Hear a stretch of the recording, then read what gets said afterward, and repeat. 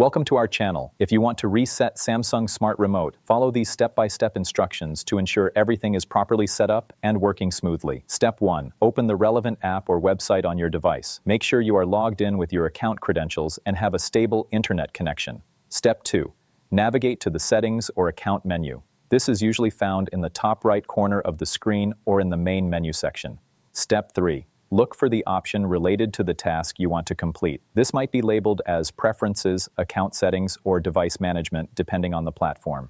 Step 4. Follow the on-screen prompts carefully. Read each instruction and make sure you understand what is being asked before proceeding to the next step. Step 5. Complete the required actions by entering any necessary information or making the appropriate selections from the available options. Step 6. Make sure you double-check all settings before finalizing. It is important to verify that each option is configured correctly to avoid any potential issues. Confirm your changes by clicking the Save, Apply, or Confirm button. Some platforms may require you to verify your action through email or text message. Step 7. Test the changes to ensure everything is working as expected. If you encounter any issues, you may need to restart the app or device. Don't forget to like this video and subscribe to our channel.